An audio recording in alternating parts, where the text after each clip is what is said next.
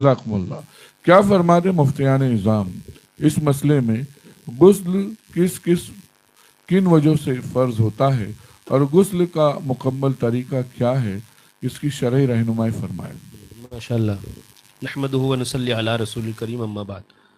गुस्ल के वाजिब होने के यानी गुस्ल के फ़र्ज़ होने के कई असबाब हैं। जैसे कि एहतिलाम होना, यानी इंसान का मर्द का माद्दा मनविया क्या है, शहवत के साथ क्या है, खारिज होना, शहवत के साथ निकलना। तो इसकी वजह से क्या है, गुस्ल वाजिब होता है। अब वो एहतिलाम की शक्ल में हो या माज़अल्लाह कोई गुनाह की शक्ल में हो, है ना। और एक ये है चाहे वो सोते में हो चाहे जागते में हो। सोते में अगर इंसान को क्या है, एहतिलाम हुआ, जिसे हम नाइट फॉल कहते हैं। बहुत से लोग क्योंकि एहतिलाम का लफ्ज़ नहीं समझ पाएंगे, नाइट फॉल जिसे कहते हैं। तो अगर सोते में हुआ, अगरचे उसको ख्वाब याद नहीं है, ख्वाब क्या हुआ क्या नहीं हुआ, लेकिन जब वो सोकर उठा तो देखा जिस्म पर कपड़े पर तरी है, गीलापन है, तो ये एहतिलाम ही है और इसकी वजह से उस पर गुस्ल फ़र्ज होगा। जागते में है, होश हवास में है, तो अगर वो उसको शहवत के साथ वो मनी खारिज हो रही है तो उस पर गुस्ल फ़र्ज होगा।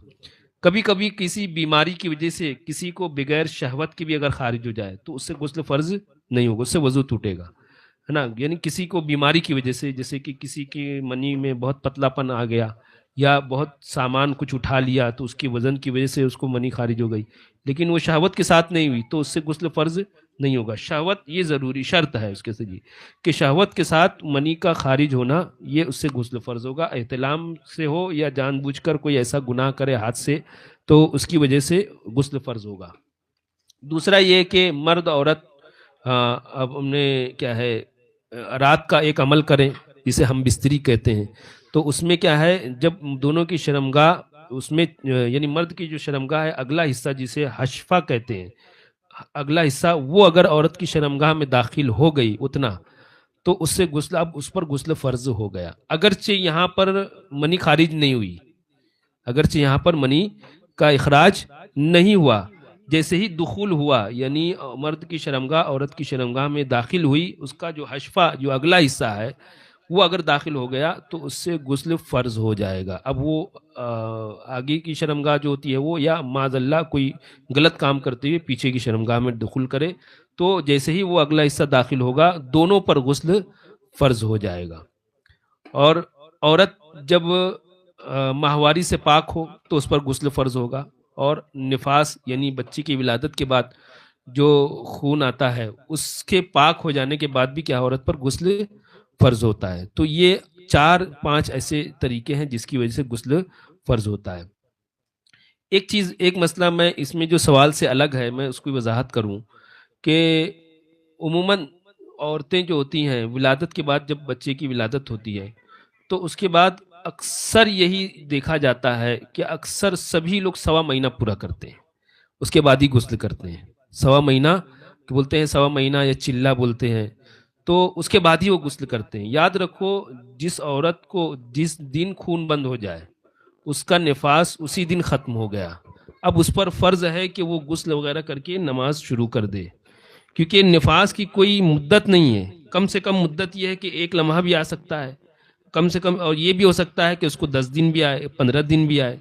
तो अगर जितने दिन में उसको निफास का खून बंद हो गया, उसके बाद वो गुस्ल करके अब उस पर नमाज से शुरू हो जाएगी, नमाज उस पर लाजिम हो जाएगी। तो बहुत से लोग, चूँकि मैं ये वजाहत इसलिए कर रहा हूँ कि आम तौर से ये समझा जाता है कि 40 दिन पूरा करना ही ज़रूरी है, चाहे वो खून 10 दिन ही में क्यों ना बंद हो जाए। बल्कि जिस दिन खून बंद हुआ, अब उसको लगे कि अब नहीं आएगा वो खून, अब वो औरत को चाहिए कि गुस्ल करे, और वो औरत पाक हो गई। वो औरत क्या है, जैसे पाक हो जाती है नमाज वगैरह के लिए, कुरान पढ़ने के लिए, तो वैसे ही वो औरत पाक हो जाएगी। तो बहरहाल कहने का मतलब ये, सवाल का जवाब ये हुआ कि एहतिलाम से गुस्ल फ़र्ज होता है, सोते में हो या जागते में यानी आदमी गुनाह करे। और दूसरा ये कि हम बिस्तरी से दुखूल करते ही गुस्ल फ़र्ज होगा, इसमें इंजाल की शर्त नहीं, इंजाल तो बाद में होता है, दुखूल करते ही क्या है, गुस्ल फ़र्ज हो जाएगा, आगे के मकाम हो या पीछे के मकाम में। तीसरा ये कि औरत माहवारी से फारिग हो तो उस पर गुस्ल फ़र्ज होता है। اور چوتھا یہ کہ نفاس سے فارغ ہو، تو جب بھی نفاس سے فارغ ہوگی فوراً اس پر غسل کرنا اس پر فرض ہوتا ہے. جیسے ہی کسی نماز کا وقت آیا تو اس پر اب غسل کرنا بھی فرض ہے.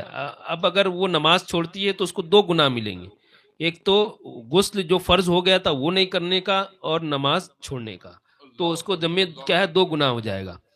تو یہ ہو گیا غسل کب فرض ہوتا ہے. اب غسل کے فرائض کیا ہیں؟ مشہور ہے. غسل میں 3 فرض ہیں. ایک تو یہ کہ سب سے پہلے کہ پہلا فرض یہ ہے کہ کلی کرنا، ایسی کلی کرنا کہ حلق تک پورا پانی کیا ہے تر ہو جائے، جسے ہم گرگرا کر دیں، گرگرا کر لیں.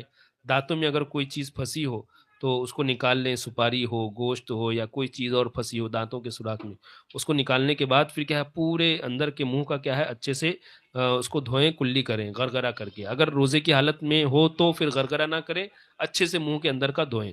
دوسرا فرض یہ ہے کہ ناک میں پانی چڑھائے، یہ نرم ہڈی تک، یہ جو نرم ہڈی جو ہل رہی ہے یہ نرم ہڈی تک کیا ہے پانی چڑھائے. اور ناک میں اگر کوئی چیز جو پھنس گئی ہو، جیسے کہ رینٹ وغیرہ، سردی وغیرہ ہونے کے بعد بھیونڈی میں جب دھول اڑتی ہے تو اس کی وجہ سے بہت سختی سے موٹے موٹے جم جاتے ہیں، تو اس کو صاف کرنا ضروری ہے. اگر وہ رہ گیا اور اس کے نیچے پانی نہیں پہنچا تو غسل ادا نہیں ہوگا، وہ ویسے ہی کہ ویسے ہی ناپاک رہے گا.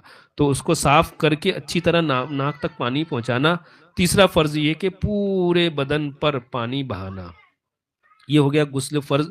سنت طریقہ یہ ہے کہ سب سے پہلے آدمی غسل خانے میں جائے تو پہلے اپنے ہاتھوں کو دھوئے، اور اپنے ہاتھوں کو دھونے کے بعد پھر بعد میں بالٹی میں ہاتھ ڈالے. پھر سب سے پہلے نجاست کی جگہ کو دھوئے، جہاں پر اگر نجاست لگی ہو تو اس کو دھوئے. اس کے بعد پھر نماز میں کے لیے جیسا وضو کرتے ہیں ویسا وضو کرے. اگر پانی جمع ہونے کی جگہ ہے، یعنی پانی جمع ہوتا ہے، تو پیر نہ دھوئے، ورنہ تو عام طور سے ہمارے جو باتھ روم ہوتے ہیں اس میں پانی کیا ہے بہہ جاتا ہے، تو اس وقت پیر بھی دھو سکتا ہے، کوئی مسئلہ اس میں نہیں ہے. پھر اس کے بعد کیا بولتے اور وضو کرنے میں جو کلی اور ناک میں پانی چڑھانے کا جو طریقہ غسل کا ہے وہ وضو ہی میں کر لے. پھر اس کے بعد 3 مرتبہ دائیں کاندھے پر، 3 مرتبہ بائیں مونڈے پر، اور 3 مرتبہ سر پر. یہ سنت طریقہ ہے. اس طرح پانی بہائے اور بہانے کے بعد پورے بدن کو اچھی طرح ایسے ملے کہ ایک بال کے برابر بھی کہیں سوکھا نہ رہ جائے. ہمیں ہر طرف توجہ دینی ہے، خاص کر ان جگہوں پر جہاں پر پانی پہنچانا پڑتا ہے نا. جیسے کہ کان ہے، کان کی یہ اوپری کی جو چھت ہوتی ہے اندرونی، یہ یہاں آسانی سے پانی، ہم اوپر پانی ڈالتے رہتے ہیں، پانی ایسے گزرتا رہتا ہے، لیکن اس میں اندر کی جانب کیا ہے اوپر اس پر پانی نہیں پہنچتا. اس طرح تھوڑا سا پیٹ موٹا ہے تو پیٹ میں کیا ہے بلٹیں پڑ جاتی ہیں، لکیر پڑ جاتی ہے، تو جب بیٹھتے ہیں تو وہ دبنے کی وجہ سے پانی وہاں نہیں پہنچتا. اسی طرح ہم بیٹھے ہیں تو یہاں ران ہے، گھٹنے کے نیچے ہے نا. تو یہ ساری جگہوں پر خاص ہمیں توجہ دینی ہے کہ غسل کرتے وقت پانی وہاں پہنچے، اور ہاتھ سے مل کر کیا ہے مل کر نہانا یہ سنت ہے. تو اس طرح سے غسل آدمی کرے تو انشاءاللہ سنت کے مطابق غسل ہوگا. اب جب غسل کر لیا تو اب اسے دوبارہ وضو کرنے کی ضرورت نہیں ہے. جیسے ہوتا ہے کہ آدمی غسل کیا جمعہ کے لیے، پھر اس کے بعد مسجد کی طرف چلا تو اب مسجد میں جا کے بھی وضو کرتا ہے، سوچتے ہیں کہ وضو کرنا ہے، تو غسل آدمی کر لیا تو اس کا وضو بھی ہو گیا. ہاں اگر وہ ثواب کی نیت سے کہ 10 نیکی اور مل جائے گی اس نیت سے کرتا ہے تو الگ بات ہے، ورنہ تو وہ آدمی باوضو ہے جو غسل کر لیا ہے. واللہ تعالی علم بالصواب. سبحان اللہ سبحان اللہ. حضرت پر کچھ عوام میں جو کچھ باتیں مشہور ہیں، میں چاہتا ہوں کہ غسل فرض ہونے کے حوالے سے لوگ سمجھتے ہیں کہ ان باتوں سے بھی غسل فرض ہو جاتا ہے. جیسے اگر کتا ہے، کتا ہمارے پیر سے چھو گیا تو ایسی صورت میں کیا غسل فرض ہوگا؟ بہت اچھا سوال کیا آپ نے کہ کتا چھو جائے یا سور چھو جائے یا بولتے ہیں نا کہ کبھی وہاں گیا تھا کام سے، وہاں کھڑے ہو کے پیشاب کر دیا، یا پانی نہیں لیا، ایسی جگہ پیشاب کیا جہاں پانی نہیں لیا، تو ان سب چیزوں سے غسل فرض نہیں ہوتا. کتے کے چھو جانے سے، کتا اگر سوکھا سوکھا ہے تو کچھ بھی نہیں ہوا. کتا اگر سوکھا سوکھا ہے یعنی اپنے جسم سے لگ کر گیا، وہ سوکھا ہے تو کچھ بھی نہیں نہ وہ. ہاں اگر گیلا ہے، وہ گٹر کے اس پہ سے بیٹھ کر آیا، جیسے گرمیوں میں عموماً گٹر میں بیٹھے ہوتے ہیں، تو اگر وہ گرمیوں میں ایسے بیٹھ کے لگ کے نکلا ہے تو پھر ہم کو اس جگہ کا دھونا ضروری ہے. وہ جگہ جہاں پر لگا ہے گیلا پن تو وہاں دھو لیں. اگر اس کا جسم سوکھا ہے، ہمارا کپڑا بھی سوکھا ہے، تو پھر اگر وہ ٹچ ہو کر چلے جائے تو کچھ بھی خرابی نہیں ہے. ہاں اس کا اگر منہ لگ جائے، اس کا منہ یعنی اس کا تھوک جو ہے وہ ناپاک ہے، تو اس کا منہ اگر کپڑے میں کسی جگہ پر لگ جائے تو اس جگہ کا دھونا ضروری ہے. اس جگہ کا دھونا ضروری ہے. وہ بھی کب؟ جب 1 درہم سے 1 درہم یا اس سے زیادہ ہو تب، ہے نا. اگر تھوڑا سا ہے تو وہ معاف ہے، لیکن دھو لینا اچھا ہے.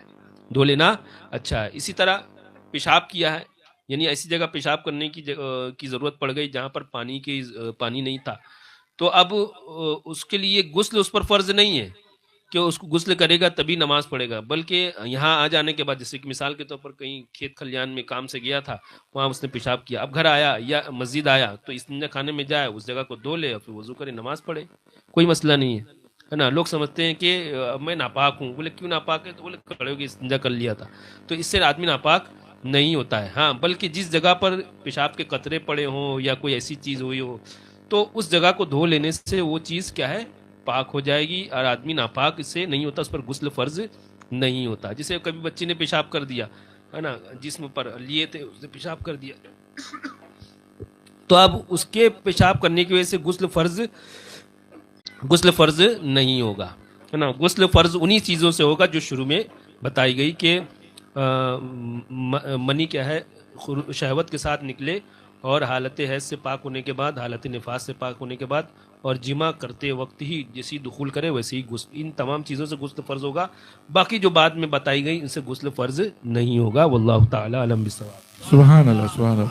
حضرت آپ نے 1 درہم کی مقدار بتائی، ابھی یہ تو دور جدید ہے، اب درہم و دینار کچھ لوگوں کو تو یہ بات بھی نہیں سمجھ میں آئی ہوگی، تو اگر اس کا آپ اس دور جدید کے حساب سے تھوڑی وضاحت کریں تو نوازش ہوگی.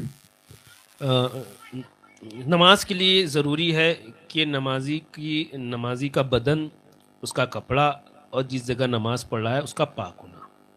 کیسے پاک ہونا؟ یعنی جو نجاست غلیظہ ہیں یعنی جیسے پیشاب ہے، پاخانہ ہے، شراب ہے اور جیسے کتے کا تھوک ہے اور گٹر کے پانی ہے، جیسے یہ سب جو ہے ہاں خون بھی ہے نا، چاہے وہ جانور کا خون ہو چاہے انسان کا بہتا ہوا خون ہو. کون سا بہتا ہوا جو یعنی تیزی کے ساتھ بہے، جیسے نس کا جو خون ہوتا ہے یوں سمجھ لو آسانی کے لیے کہ نس سے جو خون بہتا ہے وہ، یہ ساری چیزیں کیا ہے ناپاک ہے، نجاست غلیظہ ہے. تو یہ بدن یا کپڑے پر لگ جائیں تو 1 درہم کا مطلب یہ کہ جسے سمجھ لیں آسانی کے لیے کہ ہمارا جو 1 روپے کا یا 2 روپے کا بڑا والا جو سکہ ہوتا تھا اتنی مقدار میں اگر کپڑے یا بدن پر کہیں لگ جائے تو اس کا دھونا ضروری. اتنی مقدار میں لگے تو واجب ہے، اس سے زیادہ لگا ہے تو دھونا فرض ہے، اس سے کم ہے تو معاف ہے لیکن کیا ہے کیا بولتے خلاف سنت ہوگا، اس کو پاک کر لینا یہ ضروری ہے. یہ ہے نیاست غلیظہ کا حکم ہے نا. نیاست غلیظہ کا حکم کیا ہوا کہ 1 روپے کا بڑا جو سکہ ہوتا ہے نا، اب اگر گاڑی نجاست ہے اس میں بھی نجاست 2 طریقے سے ہوتی ہے، جیسے کہ پیشاب ہے پتلی نجاست ہے اور کیا بولتے پاخانہ ہے یہ گاڑی نجاست ہے.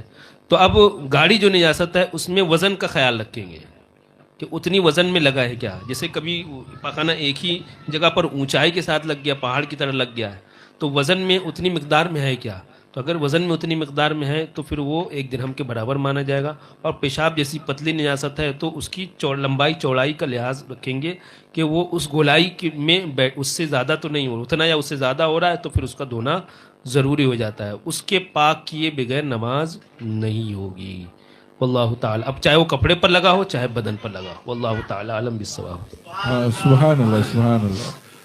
میں نے بہت پہلے ایک چیز یہ بھی سنی تھی حضرت کہ جیسے ابھی آپ نے چھوٹے بچے کے پیشاب کا ذکر کیا تو بہت پہلے، ابھی پتہ نہیں یہ لوگوں کو پتہ ہے کہ نہیں پتہ، کہ بچے کا اگر پیشاب یا جو 2 مہینے 3 مہینے 4 مہینے یا سال بھر کے بچے ہیں اگر وہ پیشاب کر دیں گودی میں تو لوگوں میں یہ مشہور ہے کہ بچے کا پیشاب ناپاک نہیں ہوتا معاذ اللہ.